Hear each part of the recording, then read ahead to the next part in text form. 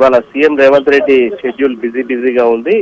కొంతగా ఆయన ఉదయం 10:30 గంటలకు నెక్లెస్ రోడ్ లో మాజీ కేంద్ర మంత్రి కాంగ్రెస్ సీనియర్ నేత జైపాల్ రెడ్డి విగ్రహానికి పూలమాల వేసి నివాళులర్పిస్తారు. ఆయన జయంతి సందర్భంగా ఆ తర్వాత ఆయన నేరుగా హెలికాప్టర్ లో ఉమ్మడి ఆదిలాబాద్ జిల్లాలో పర్యటిస్తున్నారు. అయితే ఆదిలాబాద్ జిల్లా బోరాజ్ మండలం అత్తికాటి గ్రామంలో చెన్నాక పోరాట పంప్ హౌస్ ను సీఎం రేవంత్ రెడ్డి ప్రారంభిస్తారు. ఆ తర్వాత నిర్మల్ జిల్లా మామాడ మండలం పొంకల్ గ్రామంలో సదర్మత్ బ్యారేజీలు ప్రారంభించి యాసంగి పంటకు నీటిని విడుదల చేస్తారు. అలాగే 386 కోట్లతో ఉమ్మడి ఆదిలాబాద్ లో పలు అభివృద్ధి కార్యక్రమాలకు కూడా శంకుస్థాపన చేసిన అనంతరం అక్కడే నిమ్మన్ పట్టణంలో ఏర్పాటు చేసినటువంటి ఎన్టీఆర్ స్టేడియంలో భారీ బహిరంగ సభలో పాల్గొంటారు. అటు నుంచి నేరుగా ఆయన సాయంత్రం 4 గంటలకు హైదరాబాద్ చేరుకుంటారు.